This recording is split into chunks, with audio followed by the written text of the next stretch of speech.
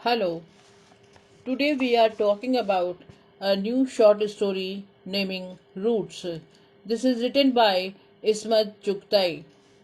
Ismat Chugtai was born at Badaयूं in Uttar Pradesh on 21st August 1950 and she died in Bombay, New now Mumbai on 24th October 1991. She grew up largely in Jodhpur, where her father was a civil servant. She was nine of 10 children, six brothers, four sisters. Her elder sisters got married while Ismat was very young. The better part of her childhood was spent in the company of her brother. This contribution contributed greatly to the frankness of company of her brother. This contributes greatly to the frankness in her nature and writing. Her elder brother Mirza Azim Beg Chugtai was already an established writer in Urdu when Ismat was still in her teens. He was her first teacher and mentor.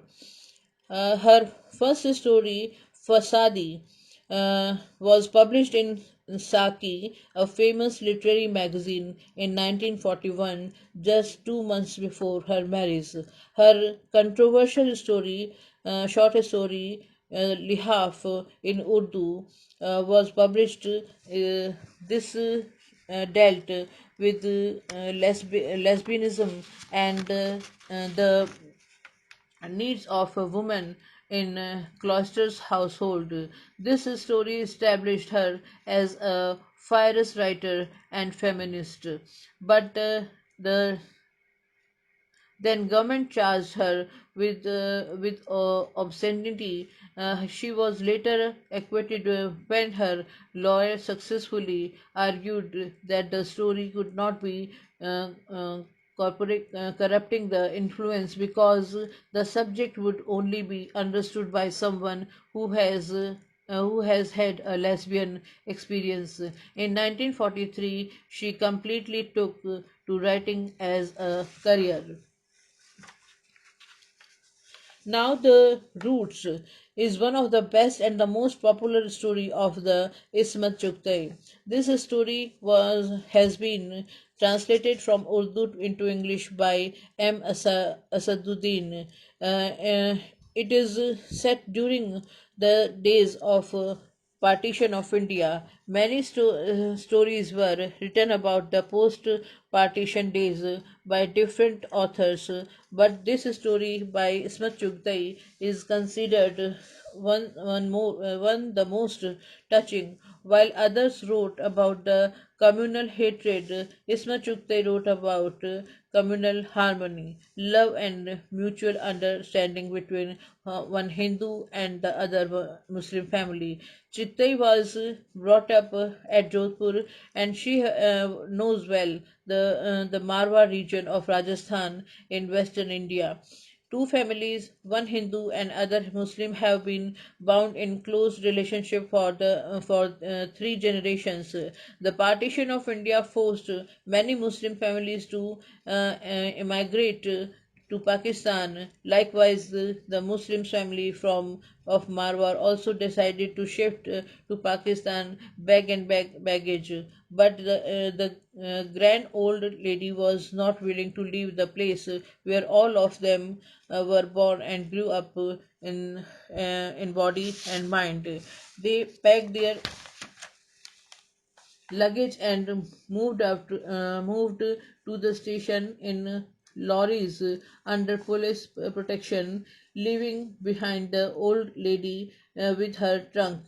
She was all alone in the house. Roop Chanji, Roop Chanji's wife, brought 2 trays of food for her at night.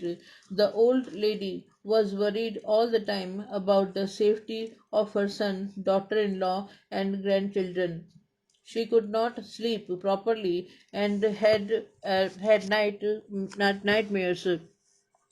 The next morning, Roopchandji Their family doctor Their family doctor and well-wisher brought back all the members of the Muslim family back to their house to the great surprise and relief of the grand lady. This is how Ismat Chugtai has shown the great bond between two families, although they belong to different religions. However, this story tells us about the close relationship between two families, one Hindu and one other Muslim. These families were born together for for three generations. The ladies of two families would talk of spices and dowries of their daughters. The daughter-in-laws used to ape each other's fashions. The Muslim family got salt, pepper, and medicines from the doctor Sahib's place. When any times a special was cooked in Amma's family, the doctor and his grandson would share it. Dr. Sahib would rush as soon as he heard of Amma's illness. He would jokingly tell her, if you want to see me, just send a word and I will be here. You need not fall illness. Where the doctor came to see patient all of them would line up for a check up to their ailments. Whenever he came to know that a new baby was expected, he would say the doctors for free uh, procreated as many times as you want and make my life miserable. He would help the daughter in laws in their delivery, cut the uh, umbilical cord and bath the child. After the retirement and Abbas passing away, doctor felt a new sense of responsibility. He would go to the children's school to get the fees waived. Nothing was done in the house without consulting him. He had advised them to build two rooms upstairs. He was too close, so close that the when Faizan was not ready to opt for science. He thrashed him with his shoes.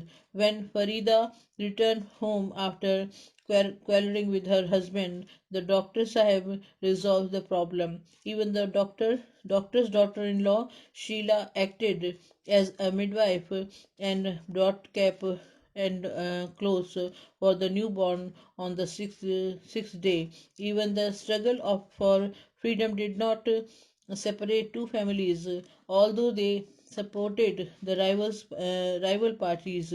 They remained friendly and supported each other through thick and thin.